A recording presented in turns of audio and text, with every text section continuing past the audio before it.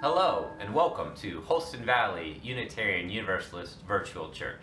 My name is Spencer Conco, and I serve on the Religious Services Committee. Today, we will get to hear from our own Charis Carter. She is the music program director of the church. Charis's talk is on trauma and triggers, flipping the script. Charis has been a performing artist since the age of 12 and grew up all over Tennessee. She received her master's from East Tennessee State University in professional communication and storytelling. Despite living all over the volunteer state, she says she spent her summers in Jonesboro and has always been inspired by our region. Charis says that her music is to inspire love, hope, and understanding in others. And our goal as a church is to transform ourselves, our community, and our world by sharing love, pursuing justice, and seeking wonder.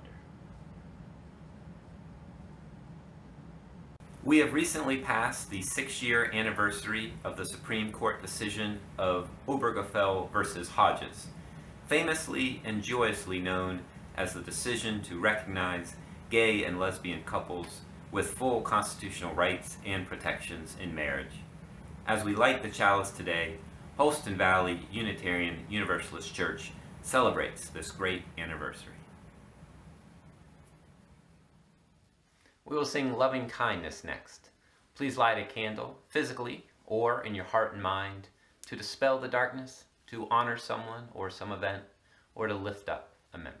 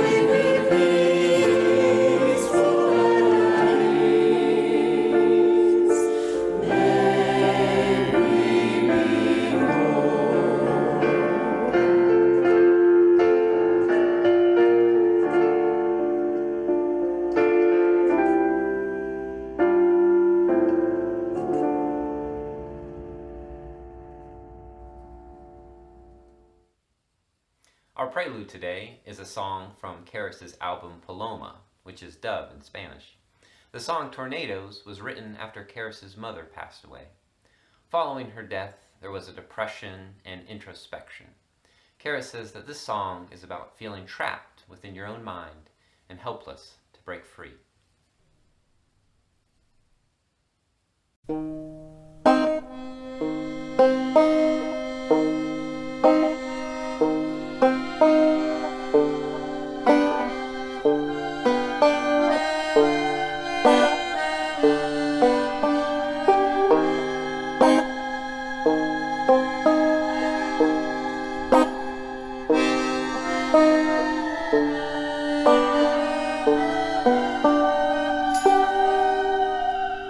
There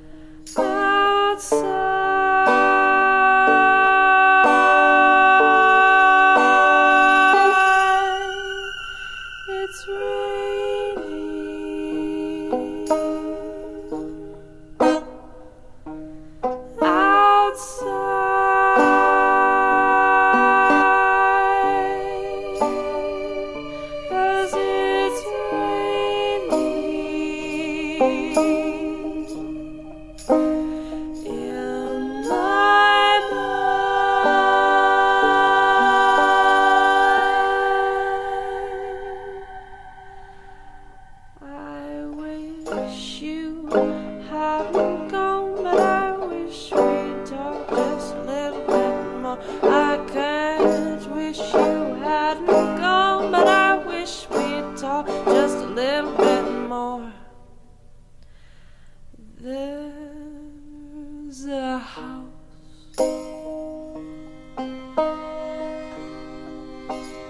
in my room,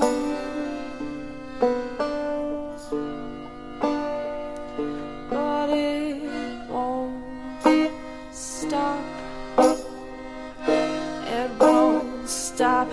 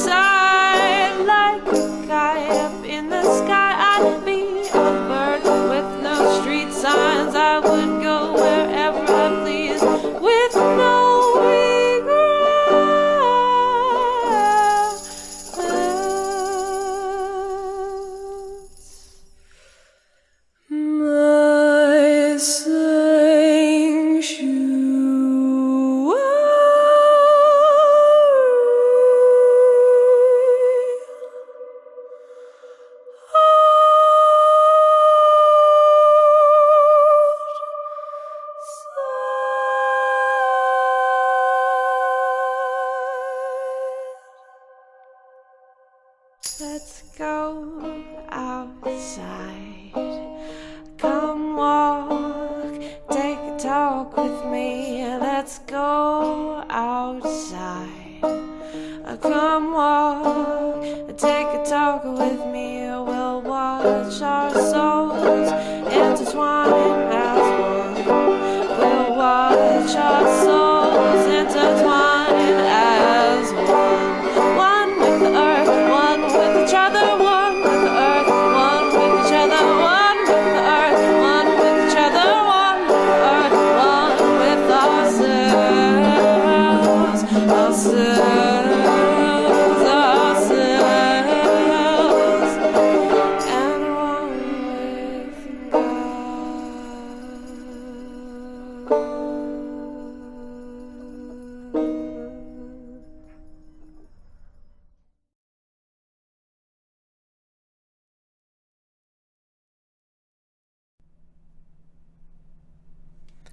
Thank you, Spencer.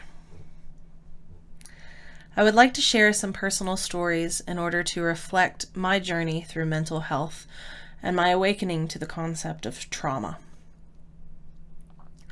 When I was 15 years old, I spilled a glass of milk on the floor and began to weep. My family was not quite middle class. My single mother provided for my brother and I as best as she could. This oftentimes included food stamps and generosity from family members and church members. The concept of waste was a nightmare for me. It quickly became a trigger, a trauma. This probably explains why I spent 4 solid years working as a sustainability activist. Waste not, want not, as the saying goes. Being triggered by waste caused a plethora of issues for me as an adult. I would force feed myself until my plate was clean, whether I was hungry or not, because I didn't want to leave any food on my plate. To this day, I still wear clothes with holes, rips, and stains to the most inappropriate occasions because I feel that it's important to utilize things as long as possible. I have ended relationships over the use of paper towels and rotting food. The ideas I have about waste were not original to my mother and our immediate household. Her mother lived through the Depression, and her mother, before her, struggled to survive. The dichotomy between surviving and thriving must have been developed in our family for more generations past than I'm even aware of. I am 35 years old, and I have a 2-year-old son named Iris. When I became pregnant, the first thing I thought to do was to start therapy. Therapy? Oh, you mean that psychobabble bull that narcissistic people use to try and make sense of their problems? The only people that go to therapy are too weak to do it themselves. Psychologists are just creative master manipulators who convince people to pay them to get told what to do. And my favorite of all time is therapy is of the devil. These stigmas about therapy are in fact a few that I myself gave to the world of mental health practices in general. I thought in order to go to therapy, you had to have a problem, that there was something wrong with you. Therapy may be some of these things somewhere out there with some people, but for me, therapy saved my life. I did not want to carry on these generational traumas that had been passed to me from my mother. So after being in therapy for several months, I came across this type of therapy called EMDR therapy. EMDR, eye movement desensitization and reprocessing, is a psychotherapy that enables people to heal from the symptoms of emotional distress that are the result of disturbing life experiences. In other words, trauma. Taken from EMDR.com, quote, after successful treatment with EMDR therapy, affective distress is relieved, negative beliefs are reformulated, and psychological arousal is reduced, end quote. Developed by Francine Shapiro, starting about 1987 during a walk in the park. True story. Throughout my sessions with EMDR therapy, I realized that there were more traumatic experiences in my life that I was even aware of. I was triggered into behaviors that I thought were the result of my personality. These personality traits were, less desirable than one would prefer. Not very flattering. Viewing certain behaviors as characteristics of my being led to a bit of depression and some serious mental health issues. So I was so relieved to realize that these characteristics were not, in fact, personality traits, but coping mechanisms for trauma that had occurred in my life. I hope what you will go away with today is this idea that trauma is not something wrong with you. It is innate to our humanity. Every person on the planet has trauma. In a way, realizing this is one of the greatest gifts I've ever been given. Because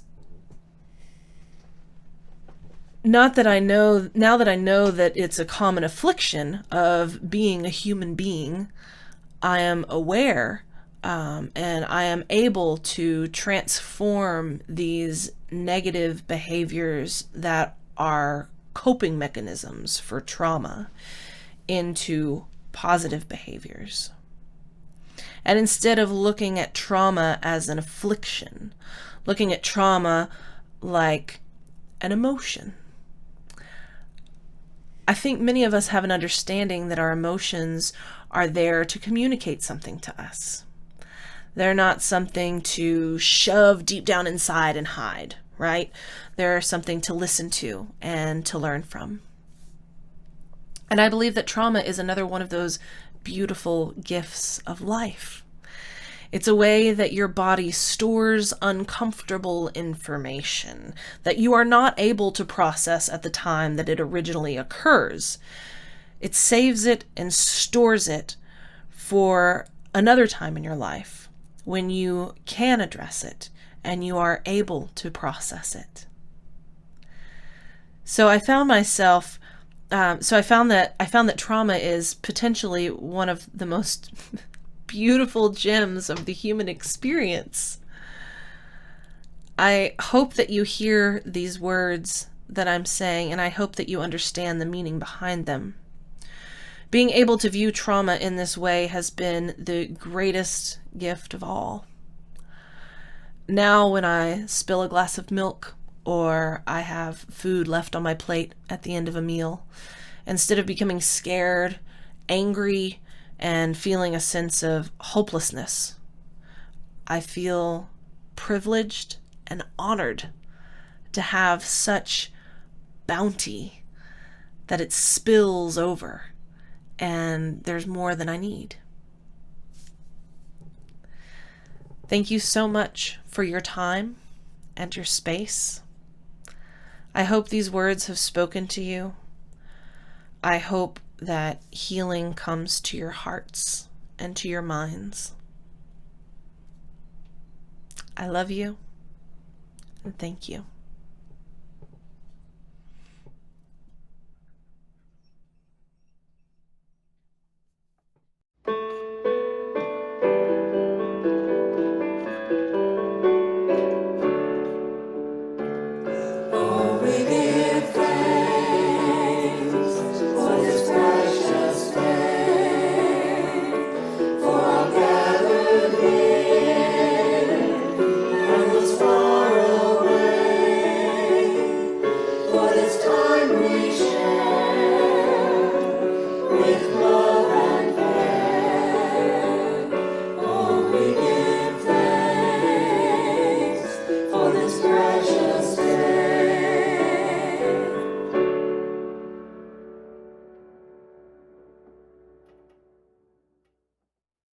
Please help me close this service now. We extinguish this flame, but not the light of truth, the warmth of community, or the fire of commitment. These we carry in our hearts and share with all the world.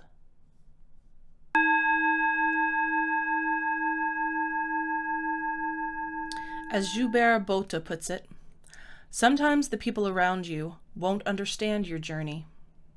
They don't need to. It is not for them. If you do find yourself in need of someone to talk to, you can text HELP to 83222, or you can call toll-free 1-800-662-HELP, and HELP is 4357. And there will be professionals on the line in English and Spanish prepared to offer you assistance in any difficult times that you may be going through. We will post another pre-recorded virtual service next Sunday. Please remember that our services are recorded in advance, so sometimes events may move forward without us. However, you can find up-to-date information on local events, social justice issues, inspiration, and content for all ages on our Facebook page. For our postlude today, Ann Johnson, Wendy Hearl, and Giselle Nguyen will provide us their rendition of Bridge Over Troubled Water. This is one of Paul Simon's most famous songs that he and Garfunkel performed together. And it is a tribute today in honor of our topic of trauma and mental health. Thank you, ladies, and we hope you enjoy. As you make your way through the week, please remember these words. You are good. You are loved. We all need a little work, and we're all in this together. Nothing left to say, but yay, church!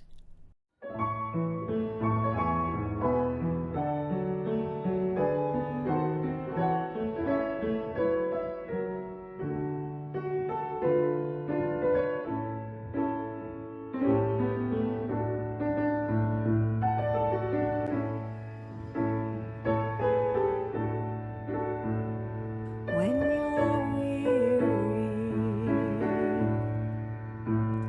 feeling small, when tears are in your eyes, I'll dry them all.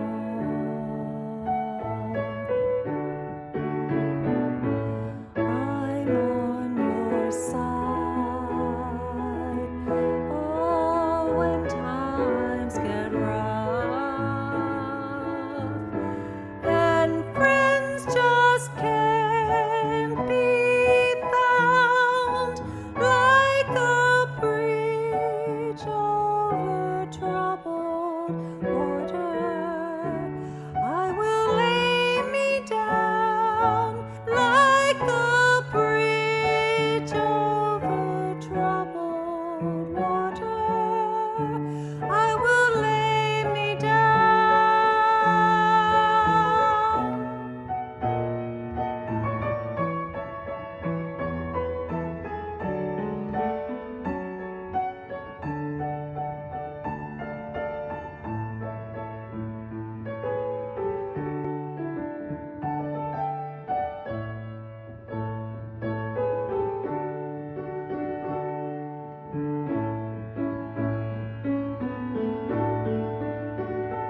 Sail on, silver